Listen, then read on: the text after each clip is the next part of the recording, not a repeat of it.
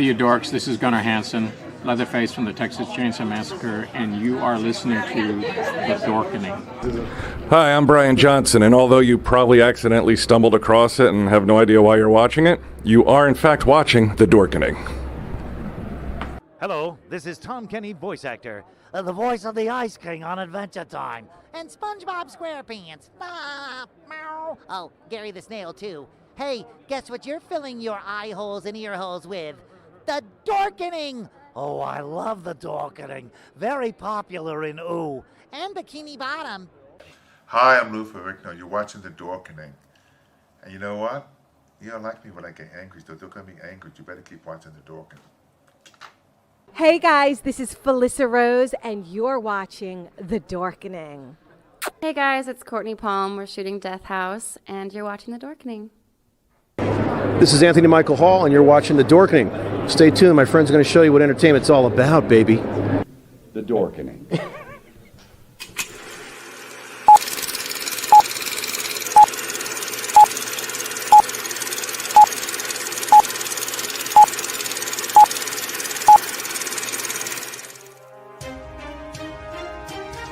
The Dorkening and all affiliated shows are not intended for anyone under the age of 18.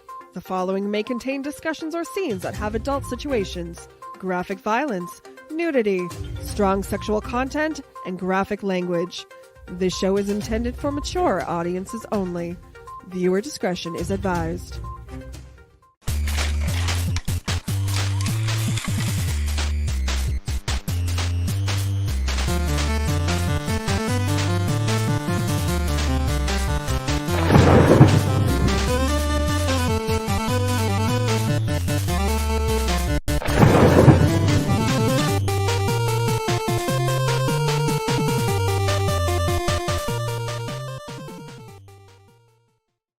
Rise and shine, my sinners.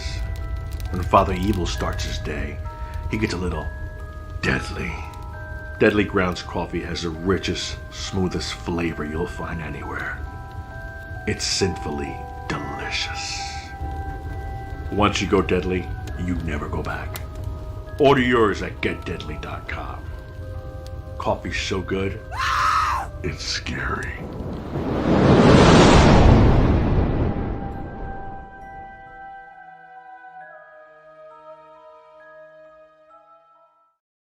And welcome to another Indie Creator Spotlight powered by the Dorkening Podcast Network. And we have a fantastic show for you today. Very excited. But without further ado, we'll have Patrick. How's it going, sir? Doing all right. How are you, Leo? I know you're very excited. Oh, very, very excited. Philip. How's it going, Leo? It's good to see you. Oh, same here, as always. Patrick, would you like to do the honors for our most amazing guest? Well, I think you should do the honors for our most amazing guest, Leo, because I think you are more excited than I have ever seen you. So I think you should do it this time. Okay, so our guest is an amazing voice actor, amazing actor. We know him from Star Trek Next Generation, DS9, and hopefully we'll see him in Picard. And absolutely love everything you do. Mr. Michael Dorn, thank you for joining us, sir. My pleasure. And we also have Derek Ting, which is also the director and actor from Agent Revelation, joining us. Thank you, sir. Hey. And Agent Revelation comes out January 22nd. Definitely check it out. We have the show information shown us down below or up above, where you can find out all about it. And we definitely urge you to check it out. We saw it, absolutely loved it. Yeah. How about that? So, Michael, what drew you to this project? The first thing that drew me is the part itself. The guy had something to say, and it sounded and looked interesting. And you know, being the actor, it's all about me. So I just wanted to make sure that I had something to do. And then, as I usually do, I read the script a couple of times to make sure that what I read initially was still there, or I have missed anything. And I thought it was really interesting. And that's basically what I choose these days are interesting projects. Because I've loved interesting actors, interesting movies, the whole thing. And so this was, like I said, a very interesting project. And it was curiosity to see how it was going to turn out, how it was going to be shot, how my part was, all that stuff kind of entered into it. And you can ask my agents. They get upset with me sometimes because I turn down a lot of stuff. And and so they were like going, "Oh, you do? Well, you want to do it? Well, oh my God, good." Well, we could imagine that you definitely get asked to do a lot. So, Derek, what was it like working with Michael? Oh, it's fantastic. I mean, he's such a great actor. If you look at the difference between him and, let's say, his iconic character Worf, I mean, it's night and day. His character Alistair has so much dialogue versus versus Worf, who's a man of few words. So you can really see the range that Michael brings to the character. Yeah, I mean, we had a great time, so it was amazing. I have a question for you, Derek, but Mike, I just wanted to let you know that if my mother was with us still today, she would be very excited that I'm interviewing you because she loved Star Trek and watched you regularly. So thanks for joining us. Derek, the question I had for you is, how did you get Michael involved? What did you do? How could you? I guess it's a coup that you got him involved. Well, actually, this is my fourth movie. I think this is the first time I had a real formal process. So I worked with cast director Mark Tillman. He's amazing. He worked on, he did MacGyver and It in the 90s, and he continues to cast. So he's like one of those like real Hollywood casting directors. And, we put out a formal breakdown and, went out to a lot of named actors. And so there's like 10 pages, I would say, of, different potential stars, because we definitely wanted someone who'd be right for this role. And honestly, like Michael was that? I said they couldn't get Denzel, so. No, I don't know. Well, that's an interesting thing, because if you watch Denzel in this movie, you'd be like, oh, it's Denzel being Denzel. I don't think that's the case in this movie. It's not, Michael being Michael. It's him being Alistair, which is amazing. But I'm trying to shorten the story. It was a little bit like when we were beginning the cast, my dad actually had a heart attack. He's fine. Didn't want to create too much suspense, but he's fine. But I flew from Hong Kong to New York right away, and so we were just there. And medical stuff, you're waiting, and you're in the waiting room, and you're making decisions. So past the time, I showed my brother, who the potential cast could be for Alistair, and he's, my brother's my best friend, and he immediately said Michael Dorn. He did not mention any other names. So when it came to the casting, and then when I talked with Mark, I think instinct, essentially. He's a great actor, so he knew he could do the job too. I mean, he's solid in every way. So, and I think, fortunately, hopefully, I think, as he said, the script was compelling enough for him to join on. So, yeah, I definitely liked the way, Michael, that you approached the character. There was almost like and we find out, why your character has this type of relationship with Jim as we go along, without spoiling too much. Mm-hmm. But you definitely had this air of not superiority, but a mentorship type role. Like you were definitely searching for something in Derek's character. Can you give us a little bit of how you, what other experiences you might have drawn on to kind of cultivate this character?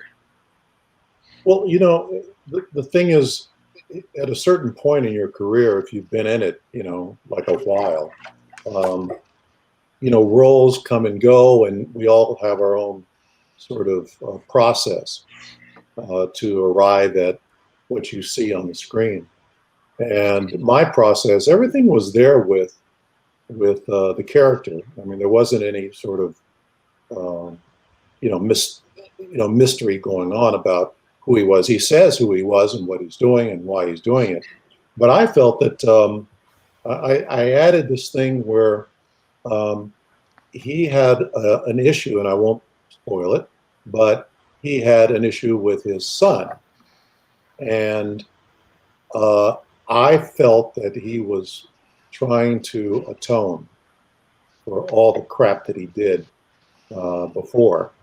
And he was looking to Derek as his son, or a surrogate for his son, or he was trying to not make the same mistakes he made with his son, with Derek. And it's all, and I gotta say, it sounds very sort of, in terms of the character, like he's a really good guy, but basically he did some really horrible stuff, and he is trying his best to right those wrongs.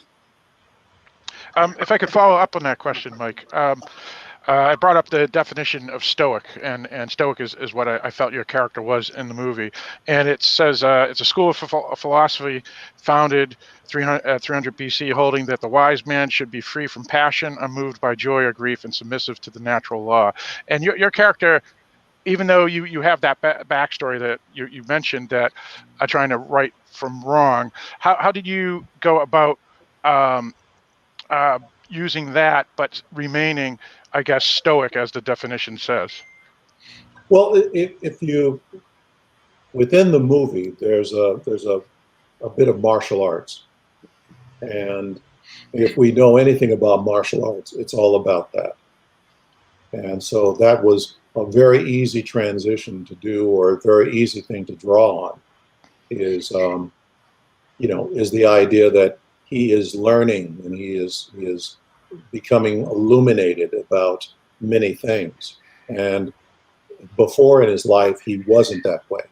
And he's discovering all of this stuff, and to the chagrin of a lot of the people around him. But that's where I drew that from, is that sort of, there's a bit of martial arts in the movie in terms of, the philosophy. And so I just ran with that. Yeah, it seemed to me that your character was almost like, I've learned all this and I've reached a certain level of, like you said, illumination or understanding, and let me pass this on, because I think that your character, meaning Derek's character, could surpass the level that you have attained as far as your wisdom and understanding. Well, I think it also, what I added to it, and I didn't tell Derek I did this, but what I added to it was the idea that you never really know it all. And he is trying to exorcise all of those demons that he knew before. And a lot of that he still carries with him, which is, he's a rich guy, so he has a rich guy attitude. He's, he can be a little selfish, a little, he's doing this for his own reasons, and some of them may be good, and some of them may be not so good. And so if you add all of that, I mean, it was enough. I mean, the script and Derek gave me enough leeway that I could add all that. I mean, there wasn't a moment. I mean, there was a moment where, and I don't know if Derek remembers this, but there was a moment where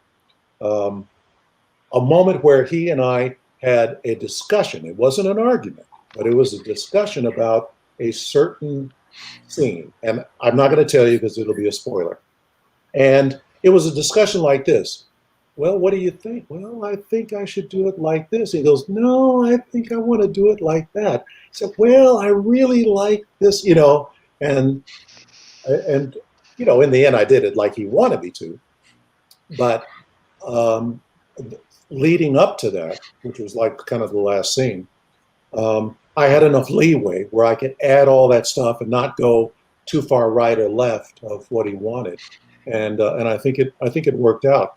And I like those kind of characters where there's a lot of stuff going on, but you only see it through their eyes. You only see it through their visage, or what you want to call it. So. Now, Derek, to follow up on that question, or answer that Michael gave us,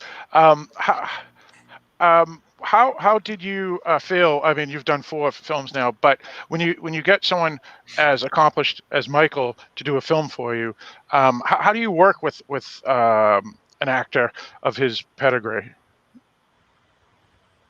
Yeah, I mean, like Michael on the first take is solid. He's how many episodes of Star Trek has he done? How many different other movies and TV has he done? So he's solid. So I think some of the things he was talking about, almost all his takes are good if you go into the editing archives. So I think my job was just kind of like to adjust and push him to try some other things, and then make sure that if we were pressed for time, then there might be a certain way that I want as a director to continue the story. So, I mean, that's really where it's at. But yeah, I mean, you can see. I mean, he's just naturally good. So it just makes my job a lot easier as well too, because then I don't have to think about like, oh, how I'm gonna make this actor do this certain thing, or work him up, or get him, a different energized. Michael's just spot on from day one. And then also, though, I think that he's a director and writer. So what was good when we were on set was that I kind of felt like he was nicely coaching me. He wasn't overbearing, but he wasn't like, oh, you should do this. But there were a couple times where he's like, oh, I like what you did there, and that was nice.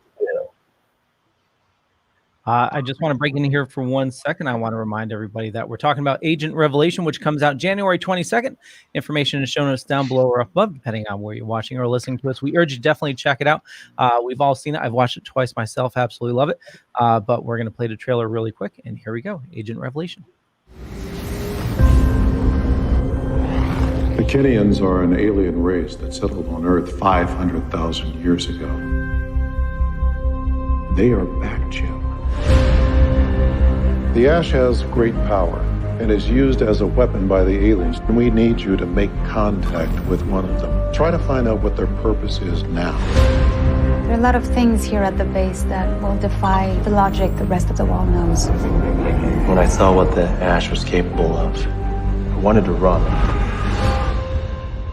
You should have. Let's go!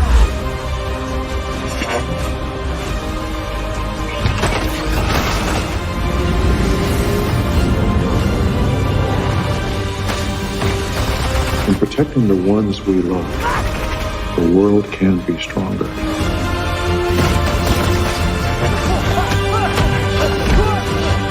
You must trust yourself. Let's get this! Hurry!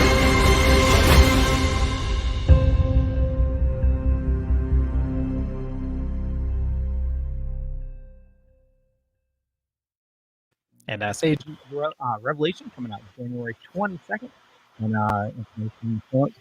Michael, going back to the martial arts, do you practice Tai Chi regularly, or did you have to learn it for the film?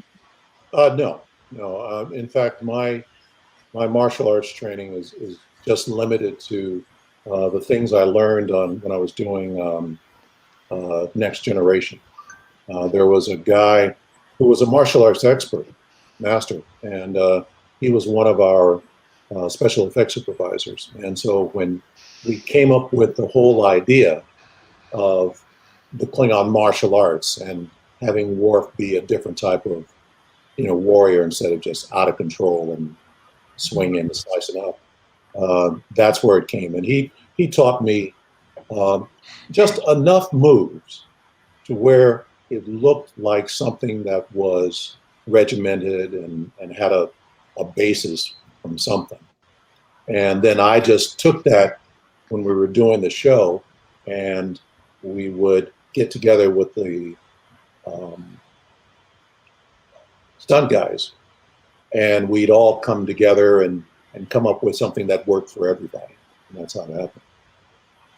That was actually one of the questions I had written down. If you've done a lot of combat training or what training you needed for Next Generation. I have a kind of. But I think. Oh, sorry, go ahead. Well, I thought it was interesting because when we did that sequence and he's kind of showing me, let's just say, knowledge transfer,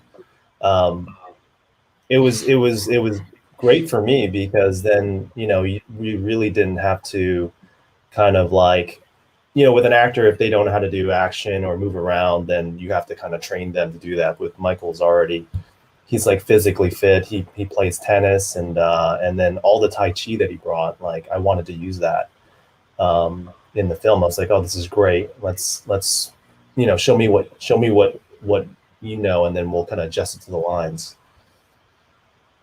So he has a great base of knowledge already. I mean, it's just naturally there. Not all actors can do that.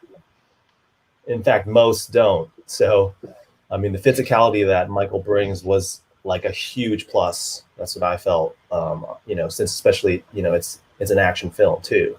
That he already brought the physicality. Didn't need to be like, oh, let's train this guy up to do this. He was already at that level. So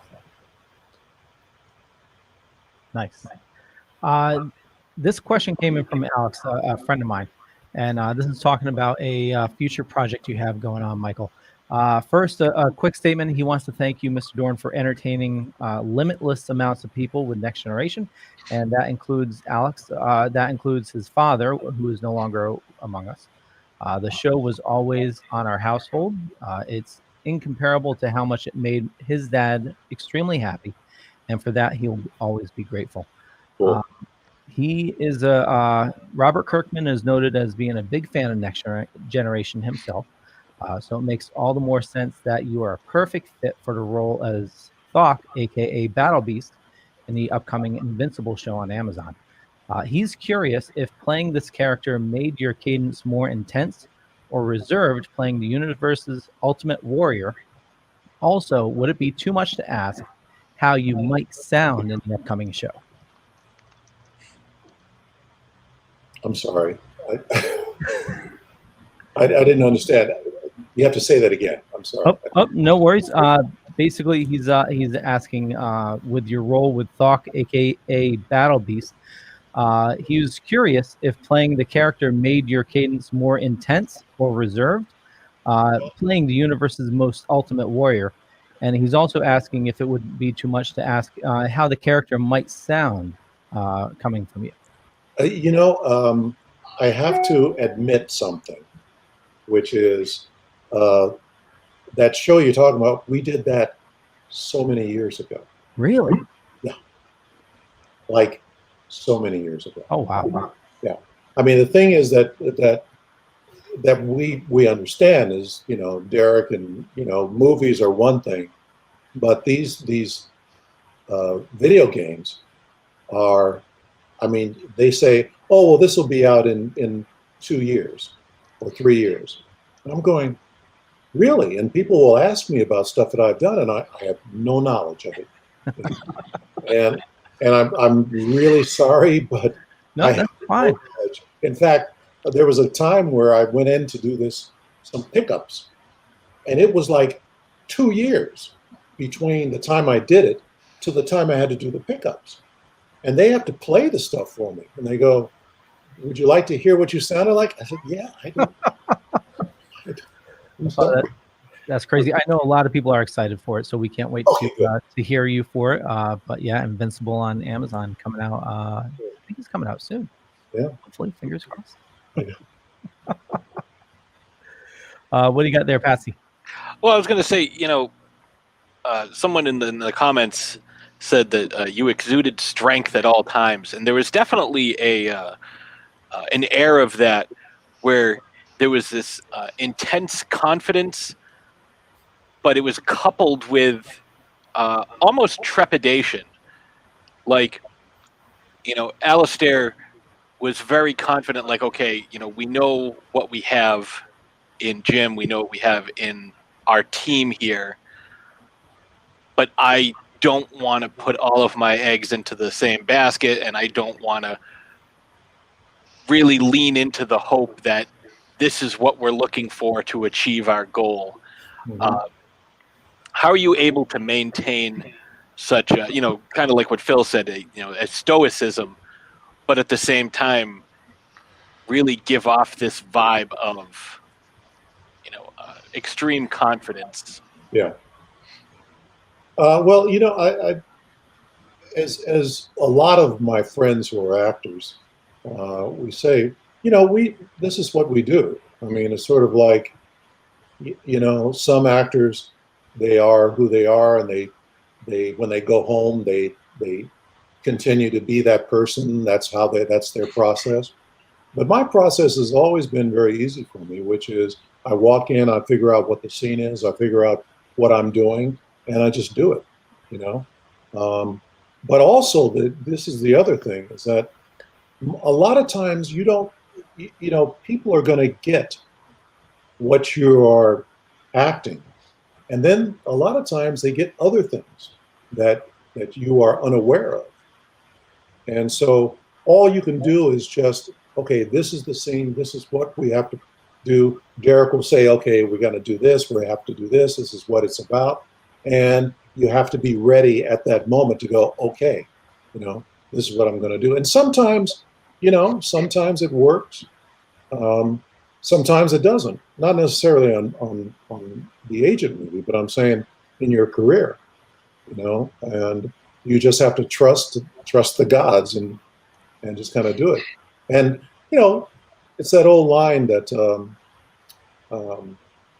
who's the best actor in the world? Laurence Olivier said to Dustin Hoffman, he says, Dustin said, how do you do what you do? Oh my God, and Laurence Olivier said, it's acting. And that's kind of the way I feel, and if you're not any good at it, that's one thing, but you just do the best you can and let the chips fall where they may. And do you approach all your roles this way? Like, whether it's, a video game like you were talking about, or a voiceover, just take the same approach, just take it as you go and kind of adjust what you need to do accordingly? On the day, in the moment, because video games and voiceovers, no matter what you may think, going into the studio, it's going to change.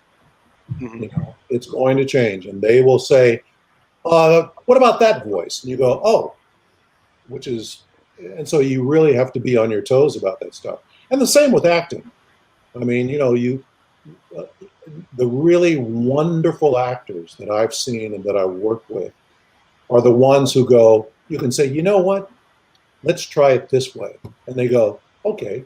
And it's great that way too. And those are the ones that that you like to see, or you like to work with, because they can change at a moment's notice. And that's what you need to be able to do. You can come in with whatever you want to feel, or you can come in with an idea. You can come in with a scene. You're going to play the scene a certain way, and the director or the producer will say, "Now do it this way." And you can either fight about it, or you can do the best you can the way they want it. If it makes sense. I mean, if he says, put on a clown wig and a big, red nose, you kind of go, no, I'm not going to do that, But within the context of the scene, of the movie, you have to be ready to change. Makes sense. You guys can see how humble Michael is. Because if you look at the script, I mean, there are pages of dialogue that he has to give in Age of Revelation. And, it's not easy for any actor. Pages, like to memorize that. And then it's like, it's not just simple stuff. It's complicated science. So I have a story. It was like one of the first days I met Michael, and I had to establish a rapport as a director. And I came in and I was like, so sorry. Cause I was like, I crossed out a couple lines in the script. I don't know, Michael, if you remember this. And Michael just looked at me and he just like, okay. You know what I mean? It was like, he's like, okay, we're going to do that. All right, fine. You know, because you know that he prepared. You know how much he prepared. Because if he hadn't prepared, then how he's going to be able to deliver those lines on cue, and then give them the breath that they needed, right? So it's really funny though. I still remember that. He was just like, yep. You know, that's the little bit of me that comes out sometimes. I go, really? Okay. You know, but you know, the thing is that the one thing, and this is sort of an overall thing, is that when you're in the business for a long time, as long as I've been, and I hate to sound like an old guy, but you're in the business for a long time, you really appreciate being able to work. And some actors have an ego about it, and some actors, you know, kind of go, well, I'm not going to do that. And they, you know, but for the most part, most of my friends, we're just happy to be doing what we love. And sometimes, you know, like when Derek, you know, did that, you kind of go, oh, but then you kind of go, well, let's see how it turns out, you know, and you don't really get all that amped up about it anymore because, you know, it is, you know, like a privilege to be able to do it and be able to make a living, which a lot of actors can't. So I appreciate it, you know, but I'm not easy. I just want to let you know that I'm not easy. And no, he took a risk. I think you totally took a risk on this film. So thank you. If I haven't told you a number of times, I mean, you know, I mean, film. So, and then it was up to me to like make sure it looks like to the level that you would appreciate it. So, but well, guys, yeah, he took a total risk. The interesting thing is that, you know, I learned that I did a show many years ago, Outer Limits in Canada, and I walked onto the set and I'm looking at the set, and I'm coming from Next Generation and Deep Space, and you know, millions and millions of dollars on sets, and you go in there and I'm looking at this and it doesn't look like Next Generation. I'm going, God, I don't know about this. You know, you kind of look around, but when I saw the finished product, I was amazed. I really was. I was not Derek's movie, but this Outer Limits. I was like, that looks really good. And so that's the other thing you don't do is you don't judge, you know, what you see, especially these days, because they can do such amazing things that you just let Derek, that's his deal. He does what he wants to, just give him what he needs and kind of, you know, like I said, just leave it up to the CGI gods. So.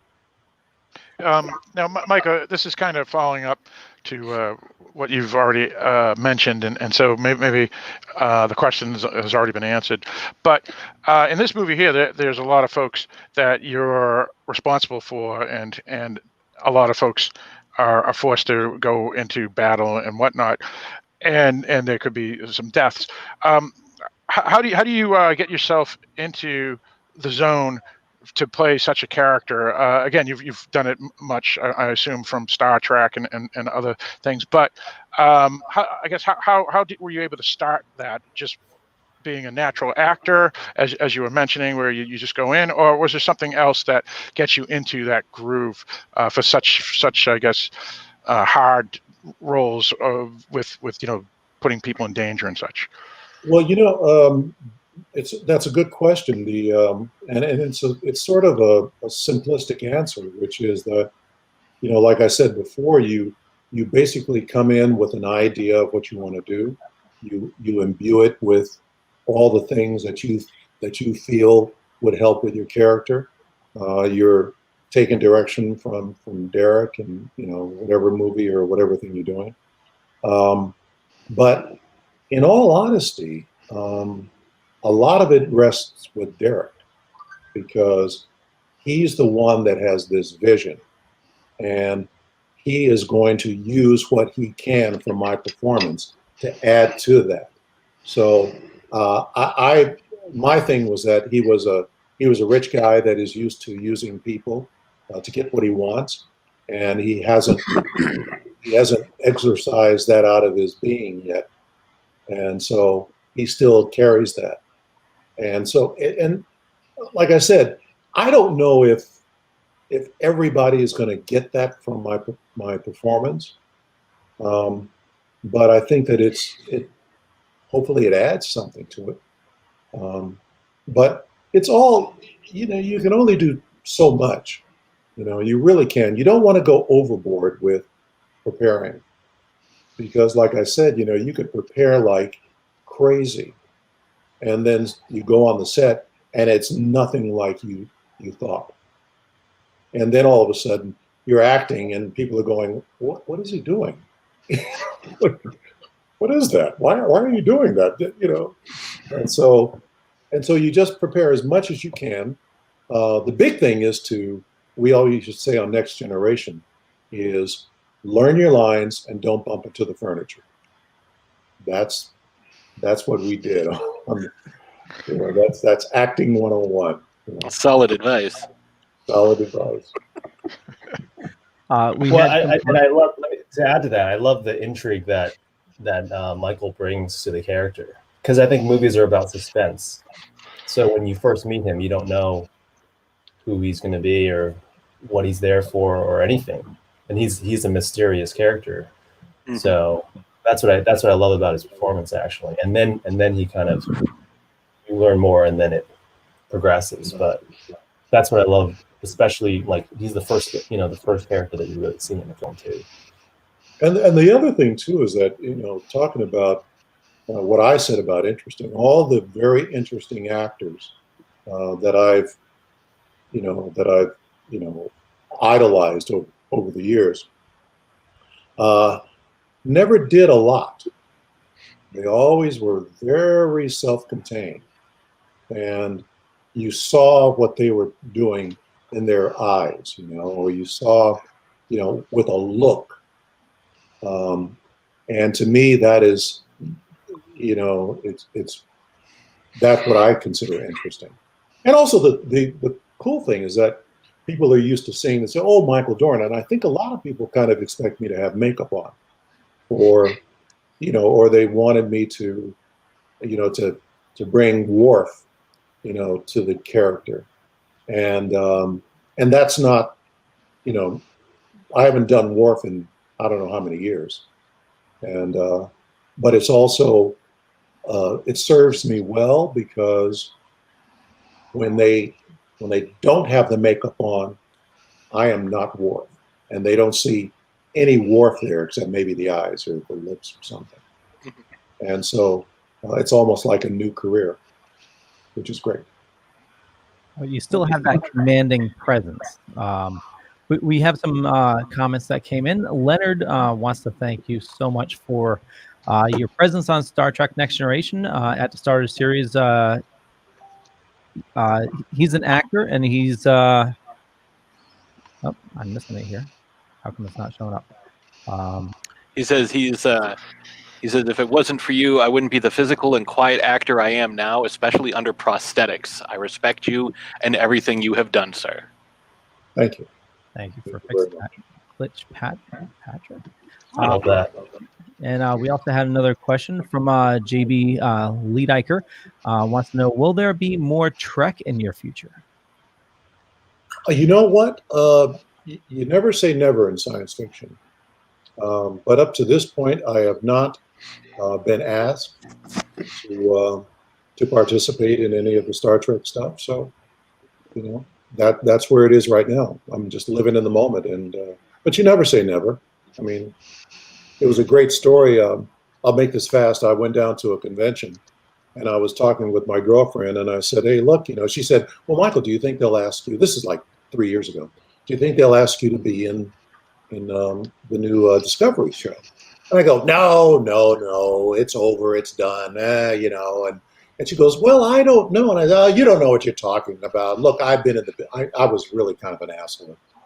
And about 20 minutes later, the producer at that point came up to me and said, "We'd like you to be in Discovery." So, so you never know. You just never know in science fiction. So, we'll see. But at this point, I have no plans. Well, Star Trek is definitely having a resurgence now with, you could do voice acting in lower decks. I believe. Well, actually, I wrote a script back in 2012 about it. It's a Worf spinoff, and I guess last year, the beginning of 2019, I had pitched it, and people liked it, and it's one of those things where there's interest and then there's not interest, and then there's a lot of interest and there's not interest. So if I ever do go back to Star Trek, it'll be in a Worf spinoff. That's what I want to do. Otherwise, I would find it hard to go back to any show. What about as a different character? No. No. I mean, I'm Michael Dorn. They know. I mean, it's like, it's not really. It would be like it would be weird. It would be strange. Yeah, it would be strange. And people go, "Oh, yeah, Michael Dorn," So. All right. So follow up to that. Yeah, I would do the same thing. I'd be like, "That's Michael Dorn. What are you doing?" So follow up to that.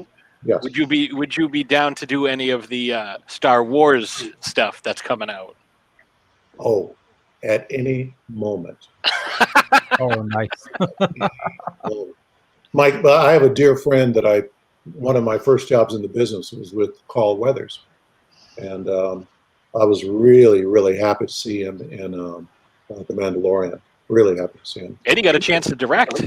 Yeah. Well, he's a director too. I mean, he's directed before. But actually a really good guy. I really like Carl a lot. And so, yeah, I'm a Star Wars fan too. I mean, I would love to do it. That would be awesome. That would be a great thing to see, I think. Sure. Ben from Still Token With brought up, I'm so old I remember Michael in Chips, Officer JT. I remember that as well. Good old days. Oh my God. Yeah, that was a wild time. That was a wild time. I mean, it was. I got the job in '79 and finished in '82, and it was sex, drugs, and rock and roll in those days. And luckily, a lot of us made it out of the, Yeah. There's another connection. Bob Pine, who was the sergeant, is Chris Pine's father from Star Trek, which is very interesting. Oh, wow. Yeah. I know we're running out of time here. Wanted to finish it up. What are some of, looking back at your past acting with all the voice acting and obviously Next Generation Worf, what's something that really stands out from your career that, you look back and say, oh my God, I had a chance to do this? Well, I think Star Trek was, Chips and Star Trek were amazing times of my life. I mean, the Star Trek thing, I did 11 years on a TV show, and there's not many actors who can say that. But I got to say that the most, not fun, because Star Trek was a great deal of fun, but the most interesting times, and the most times I say are when I worked with, actors and producers and directors that I knew or that I'm just meeting and having, really good rapport with them. I did a movie with Dennis Hopper, and I was just, like beside myself. I did a 5 or 6 episodes of Castle, and I thought that was a wonderful experience. And also, this Derek's movie. I mean, like I said, I turned down, and not because of ego. It's just that, I read stuff and I go, yeah, but I really liked that. I really liked working with Derek and his wife. They were, working hard and trying to make this work, and they hired some wonderful people. There's a spoiler about what happens, and one of the actresses Wires. Is that how you say her name? Carol. Yeah. Yep. We had such a good time, and those are the moments that really make the business. It's sort of like, I was in music for a lot of years, and you could play gigs like crazy, but every once in a while, there's a moment where the band was just gelling, where it was just, so tight you could read the other person's mind, and those are the moments that you enjoy. I mean, I had to put myself in Derek's hands because, these days, you shoot something, and you kind of leave it, you go on about your business, and you just hope that, it turns out well. You hope that and like I said, I think that Derek did a fantastic job with, the limited resources that we had, but it turned out beautiful, and I was really happy with what I did, and hopefully, what I'd like to do is do something with him in the future. That's good news for you, Derek. Yeah, too. Yeah. Yeah. Jason was asking, I may have missed it. Where can I stream Agent, the first installment from the franchise? So Agent Revelation, it comes out January 22nd. And also later in the month, you'll get access to the pilot, which is going to be streaming. And we talked about it yesterday. You're also getting physical media as well? Yeah.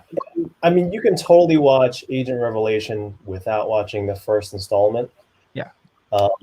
That was one of the challenges in building a franchise, but definitely you can watch it. But if you are interested after you've seen it, then January 26th it'll be available. Derek, to follow up on Leo's question, is there going to be? He kind of asked if there was a disc, whether it's Blu-ray or DVD or 4K, whatever. But if there is a disc, will there be like a director's commentary or anything of that nature on the disc? I'd love to do that. I'm going to do that on my YouTube channel, actually. So there's a lot of behind-the-scenes stuff of basically me just figuring it out. I mean, there's a lot of things that I tried, and then we did some behind-the-scenes to kind of just capture that, and then now you see in the movie. For example, there's like a 1:30 action sequence, which looks continuous, and it's like kind of in this third-person kind of video game kind of thing. That is actually 4 different shots stitched together. If you didn't know that, so we did like a behind the scenes for that. So there'll be stuff like that too, and I'd love to do a commentary actually. So one thing at a time. Justin Cooper's asking for Michael. Is there anything you like to collect? Any keepsakes or anything from your career? Actually, no. When I left Star Trek, or when I leave a job, whatever it is, I just sort of, leave it. The only thing I kept is like a director's chair or something like that. But otherwise, no, I don't really have keepsakes, and I don't take keepsakes. It's just not my thing. No wall of batleths just lining the living room for when people come in. No. I had a couple people ask me about that. I gotta say that when you see people put a bunch of stuff on their walls about who they met, and it's a little egotistical, I think. That's for restaurant walls, right? That's for restaurant walls. Yeah, but now sports stuff behind you, Betsy, that's fine. Okay. That's okay. Well, I appreciate that. Or airplanes, but no, I don't. I mean, not in this house that I am now, but my old house, I had some interesting pictures from the show, but it wasn't about anything. It was just like there were some pictures that were from famous photographer. Ansel Adams? No, I'm not that old. A famous fashion photographer. God, I forgot his name. I'll think of it. Anyway, but he took a picture of me and Armin Shimmerman and this just blazing hot model of the day. Armin and I are in makeup, and she's this just incredible looking woman. And he took this picture. And Helmut Newton, maybe. No, not Helmut Newton. He's a fashion guy. Anyway. Okay, but stuff like that, I'll have up, or the picture of all of us that they did, the Hirschfields. I'll have that up. But that's kind of it. I did have a room in my old house that was all flying stuff. Now I'll have that up. Me and my flight suits, and I'll put that. Oh, nice. But yeah, I tend to put up like my friends' art and stuff like that. Movie posters, things like that. Totally. Yeah. My brother flies. He took me up once and scared the crap out of me. Never went back up. Yeah, no, I've had a good career. I've flown with a lot of military stuff over the years, crazy stuff. So very cool. That's awesome. It was very cool. We'll start wrapping things up. Last question I have for you, in case unless Patrick and Phil have anything. What are you watching now? What do you do in your downtime? Any shows that you binge or any movies you've seen lately? God, I binged the show called The Bureau, French spy show. I binged that. It took me a couple episodes, but I binged on Lovecraft Country. That's right down the street from me. Is it really? Yeah, like where Lovecraft Country takes place is about 10 minutes down the road. Wow, yeah, no, it was. I thought it was really, really good. And that's kind of the only things that I've been binging on recently. I do a lot of reading. I love, different books. I've read this book called Caste System, especially about, these days, and but nothing. I don't binge a lot. I really don't. There's no real TV stuff that I watch too much, but I do a lot of sports. I love sports, and I've always loved sports. And so, this next weekend I'm going to be in the house, surrounded by food, just watching 6 playoff games. Oh my God, it's like heaven, Well, what's your team you rooting for, Mike? I root for the Pittsburgh Steelers because my dear friend loves Pittsburgh. I mean, she's from that area. So I was a Rams fan until they broke my heart and moved away.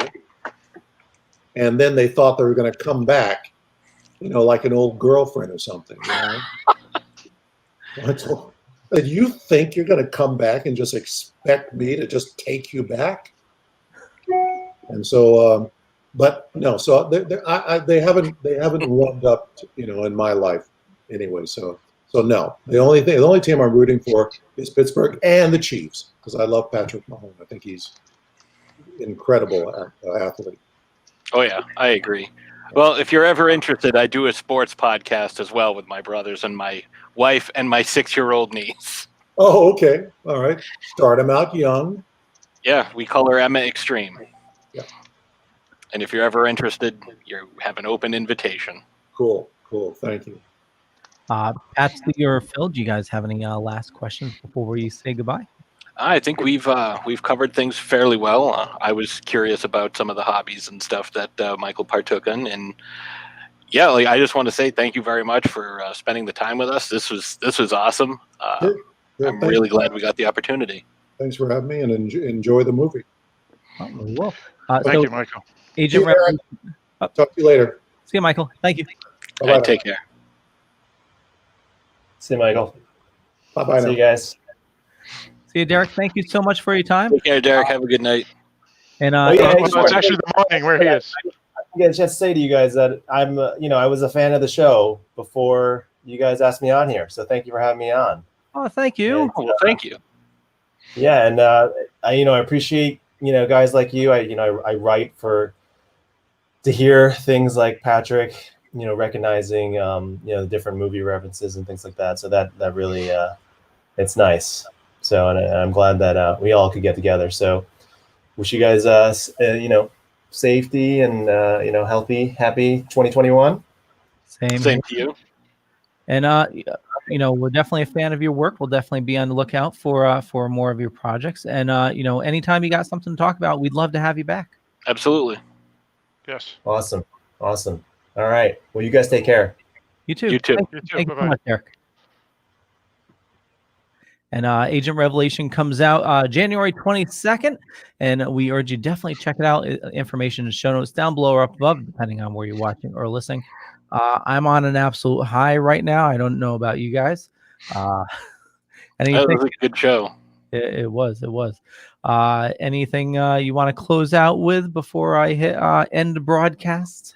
No, I think everything was good. I'm glad you got a chance to interview somebody that you are such a huge fan of, and that's always a great episode. Totally. And, I didn't want to really bombard him with Star Trek questions. The movie, we're talking about his movie. So that's why I figured get it in at the end.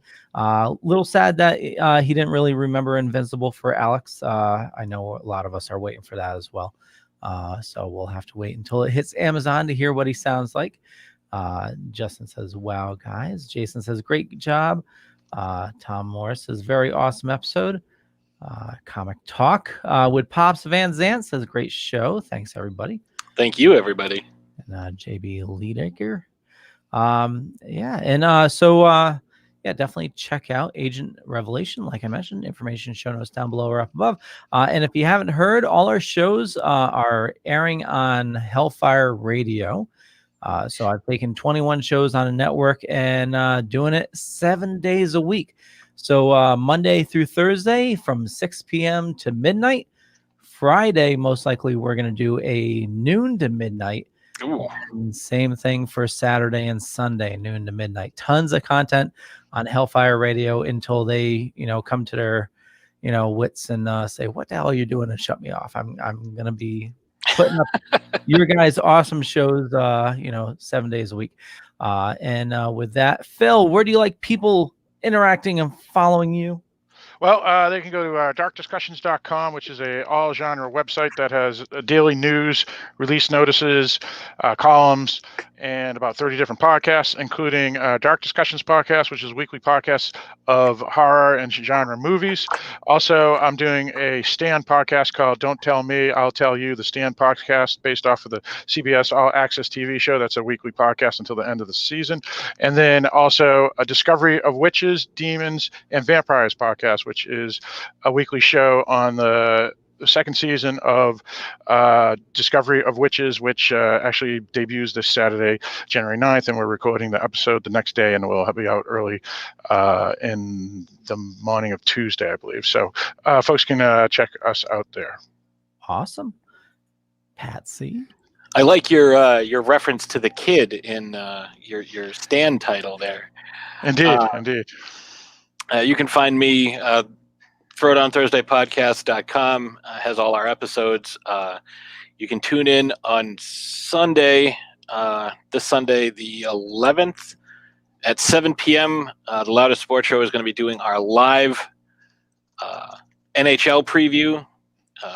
We are welcoming back Slashes, the Ice Queen, who has had a bit of a hiatus while hockey was also on a hiatus. So now that it's back, we're going to give you our previews, our thoughts, everything that's going to be happening this week.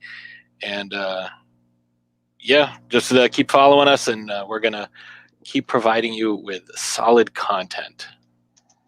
As always. And for me, just Google Leo Pond. You'll find a bunch of stuff. Could be true, could be not. What is true is I run a little network called the Dorkening Podcast Network.